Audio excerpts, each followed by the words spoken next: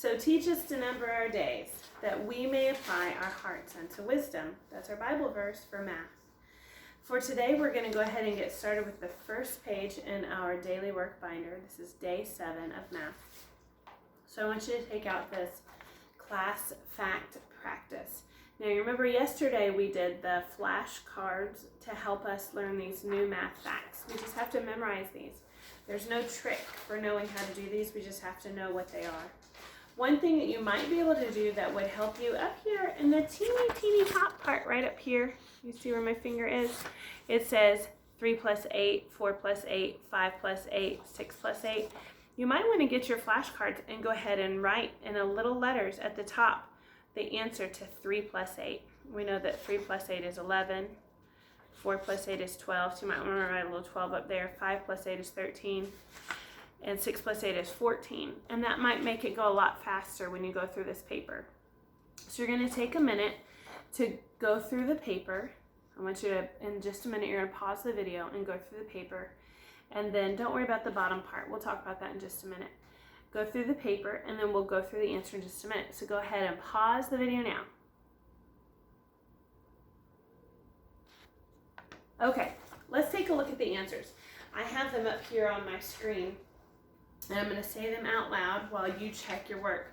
I want you to check it just like you check it in class, okay? All right, here we go. 8 plus 6 equals 14. 3 plus 8 equals 11. 4 plus 5 equals 9. That's a doubles plus 1 right there, review. 5 plus 8 equals 13. 8 plus 4 equals 12. Remember, with all of these, we're adding 8, adding 8, adding 8, adding 8. Okay? All right, next row. 6 plus 4, that's a review fact. 6 plus 4 equals 10. 4 plus 8 equals 12. 8 plus 5 equals 13. 8 plus 3 equals 11. 6 plus 8 equals 14. How'd you do? Did you get that row right? I hope so. These are challenging. I wish I could be there to help you with them, but I'm right here. So you have to call me if you have a problem. Okay, next row, let's look at it together. 8 plus 4 equals 12. The next one, this is a review fact. A doubles plus 1. 6 plus 5 equals 11. 5 plus 8 equals 13. 8 plus 6 equals 14. 3 plus 8 equals 11. And then the last row down here, we have 8 plus 5 equals 13. 6 plus 8 equals 14. 8 plus 3 equals 11. 6 plus 2 equals 8. And 4 plus 8 equals 12. So, a lot of practice on those. Down at the very bottom, remember Mrs. Zimmerman taught you last week, this is a strategy for trying to learn how to memorize these. It's called the look, say, write, say, cover, write, check method. As mathematicians, we always have to check our work, don't we? So, first I'm going to look at it and say 8 plus 3 equals 11. Then I'm going to come over here and I'm going to write it while I say it 3 times. 8 plus 3 equals 11. 8 plus 3 equals 11. 8 plus 3 equals 11. Then I'm going to come over here. I'm going to cover my work. I'm going to try to write it and say it at the same time. 8 plus 3 equals 11. Then I'm going to uncover and check to see if I got the right answer. You're going to do the same thing with 8 plus 4. On the back, you get a little bit more extra work doing those. 8 plus 3, 3 plus 8. 8 plus 4, 4 plus 8. That's very simple. Okay, so you're just writing using all of your senses that God gave you to help you memorize these math facts. So we're looking, we're hearing, we're saying, we're feeling when we write, and then if you need to, when you're done, you can always take a big sniff to help you remember. Use all 5 senses to memorize those math facts, okay? So you can set that to the side. Today we're going to talk about money. So much fun to talk about money. Up here on the screen, I have made some things here. I have 3 different kinds of coins. You see here, it might be kind of hard to see from where you're at. You see this one's a little bit smaller. That's a, do you know what it is? It's a dime, okay? In the middle, we have a nickel, and the brown one, that's so easy. What is that? That's a penny, right? Okay? The dime is worth the most. A dime is worth, I hope you said 10 cents, because I could hear it in my head. I could almost hear you saying it. Let's try it one more time. A dime is worth? I could almost hear you. I could almost hear you, okay? A nickel is worth 5 cents. Say it with me. A nickel is worth, okay? And then the last one is a penny. A penny is worth 1 cent. A penny is worth 1 cent, okay?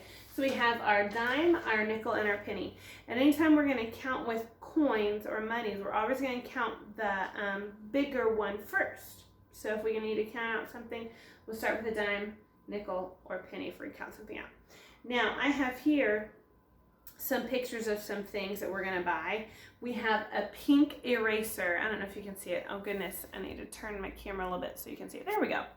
We have a pink eraser. And so can you see the price on that pink eraser? It says that it costs 17 cents. So that means I'm going to need to use a combination of these coins in order to buy them, because I don't have any coin that's worth 17 cents. So I could always pull down 17 pennies, but that would be a lot of change to carry around, and that would take a long time to count out. So we want to come up with 17 cents with using as few coins as we possibly can. So what I'm going to use is I'm going to use a dime, because a dime is worth 10 cents, okay? Then I want to add a nickel to it. What would a dime and a nickel be together? Well, the dime is 10, the nickel is 5. So 10, and then add 5 more, 15. And to get up to 17, I'm going to pull down 2 pennies. So 10, 15, 16, 17. So if you wanted to buy that eraser from me, you'd have to give me a dime, a nickel, and 2 pennies. You could also give me a dime and 7 pennies, but again, that would be a lot of coins. We'd be doing a lot of counting out there. So it would be much better to trade 5 of the pennies. 1, 2, 3, 4, 5. It would be much better to trade 5 of the pennies for a nickel. That's 4. Let's get one more out of here. So we would trade 5 of the, because we want to use the smallest amount of change as possible. So 17 cents would be a dime, a nickel, and 2 pennies. Okay, let's take a look at another one.